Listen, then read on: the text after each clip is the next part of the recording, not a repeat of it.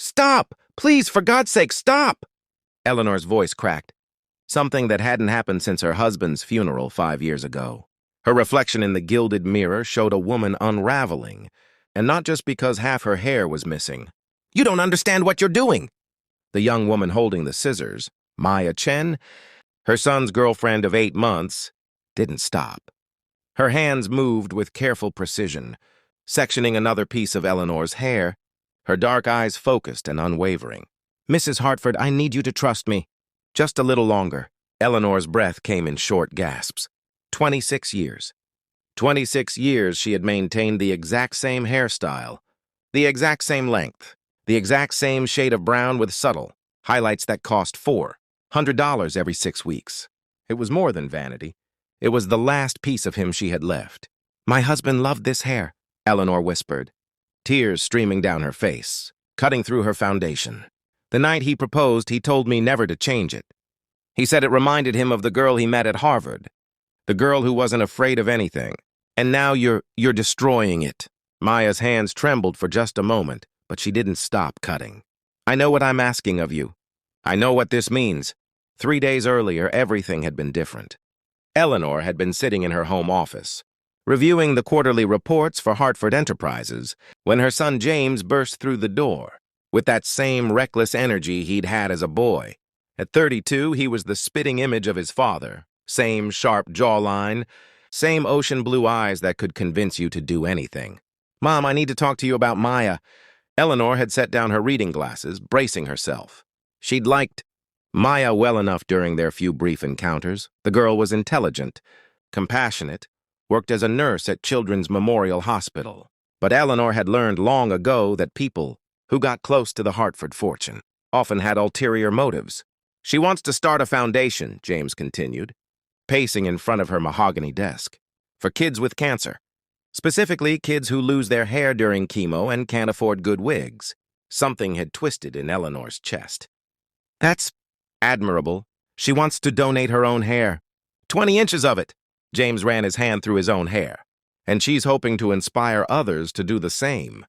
She's organizing this whole event, getting people to donate their hair, raising money for custom wigs made from real human hair. These kids, Mom, some of them are 6, 7 years old, and they're losing everything that makes them feel like themselves. Eleanor had nodded politely, written a check for $50,000, and thought that was the end of it. The Hartfords gave to charity. It was what wealthy families did. Clean, simple, transactional. She never imagined she'd be the one in the chair. It had started innocently enough. Maya had come to the mansion for Sunday brunch, something that had become a weekly tradition. Over eggs Benedict and mimosas, she'd shown Eleanor photos from the foundation's first event, a dozen women and men sitting in chairs, smiling as scissors snipped away their hair, children in colorful headscarves cheering them on. The kids were so happy, Maya had said, her voice soft. Some of them touched real human hair for the first time in months. One little girl, Sophia, she's 7. She cried because the wig looked exactly like her hair before she got sick. She said she felt like herself again. Eleanor had felt something shift inside her, like a door she'd kept locked for years suddenly creaking open. How much hair do you need for one wig? For a full, high-quality wig? About 4 to 6 donations, depending on length and thickness. Eleanor had reached up, touching her own hair unconsciously. And you're still short? Maya had hesitated. We have commitments for 3 more events next month. But yes, we could use more donations now. Every day we wait is another day these kids look in the mirror and don't recognize themselves. The conversation had haunted Eleanor for 2 days. She'd found herself thinking about it during board meetings, during her morning Pilates class, during the quiet evenings when the mansion felt too big and too empty. She'd thought about her own son, healthy and strong, and about what she would have given if he'd been sick. Everything. She would have given everything. On the 3rd day, she'd called Maya and asked her to come to the house, alone. Now, standing in her salon with half her hair on the floor, Eleanor wondered if she'd made a terrible mistake. Her husband's voice echoed in her memory. Never change. Ellie, promise me you'll never change. But he'd been talking about more than hair, hadn't he? Mrs. Hartford, Maya said gently, setting down the scissors to meet Eleanor's eyes in the mirror. I want you to know something. James doesn't know you're doing this. I didn't ask you to. What you're doing right now, this is the bravest thing I've seen anyone do." "Brave?" Eleanor laughed bitterly. "I'm terrified. That's what makes it brave." The front door slammed open downstairs, followed by James's voice echoing through the mansion. "Mom, Maya, where are you guys?" Eleanor's eyes widened in panic. "James can't see me like this. He'll think I've lost my mind." "Let me finish," Maya said quickly, her hands moving faster now. "Just trust me." Footsteps thundered up the stairs. Eleanor closed her eyes, unable to watch anymore, unable to face her son's reaction when he saw what she'd become. The door burst open. "Mom, what the—" James's voice cut off mid-sentence. Eleanor opened her eyes to find her son standing in the doorway, his face a mixture of shock and something else she couldn't quite identify. Maya stepped back, holding the last section of cut hair, and for the first time Eleanor saw her full reflection. Her hair was short now, pixie-cut short, framing her face in a way that was simultaneously terrifying and liberating. She looked different. She looked like someone new. She looked like someone who might be afraid but was doing it anyway. "Mom," James whispered, stepping closer. "Your hair." "I know," Eleanor said, her voice small.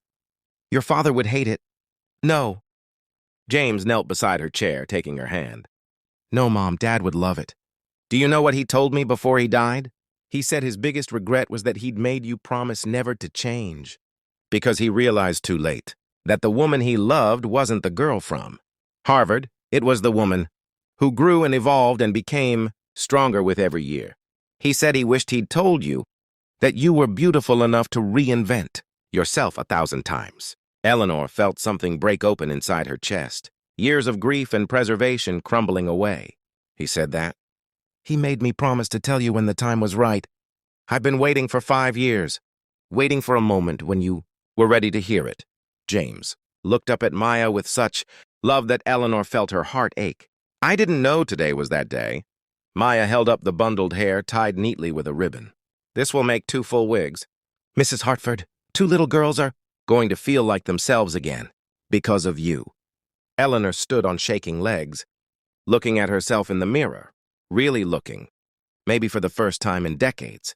The woman staring back wasn't the girl her husband had fallen in love with. She wasn't the widow who'd been frozen in time, preserving a memory. She was someone new, someone who had chosen, in one terrifying moment, to let go of the past and give something precious to children who needed hope more than she needed comfort. "Call me Eleanor," she said to Maya, pulling the younger woman into an embrace. "And tell me about the next event." "I have friends." Lots of wealthy friends who could use a little more humanity in their lives. 2 months later, Eleanor Hartford stood on a stage in front of 200 people, her short hair styled in a way that made her feel powerful rather than exposed. Behind her, projected on a massive screen, were photos of children wearing wigs made from donated hair, including the 2 created from her own contribution. One little girl, Sophia, the 7-year-old Maya had mentioned, wore pigtails again for the first time in a year. "My husband once asked me never to change," Eleanor told the crowd, her voice steady and strong. "And for 26 years, I didn't. I thought preservation was love, that staying the same honored his memory.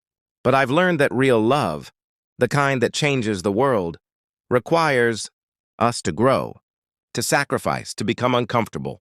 These children taught me that." "This woman beside me," she gestured to Maya, who stood off stage holding James's hand, "taught me that. Sometimes the greatest thing we can give isn't our money or our time. It's the courage to let go of who we were and become who we need to be." The Hartford Foundation for Children's Hair Restoration raised $2.3 million that night. But the real transformation wasn't measured in donations or wigs distributed. It was measured in the lightness Eleanor felt when she looked in the mirror each morning, in the relationship she'd built with her future daughter-in-law, in the realization that her husband's legacy wasn't preserved in maintaining the past. It lived in her willingness to create a better future. As she left the stage that night, Eleanor caught her reflection in a backstage mirror. Her short hair was growing out now, and she'd decided to let the gray show through. She looked nothing like the woman her husband had married. She looked exactly like the woman he'd hoped she would become.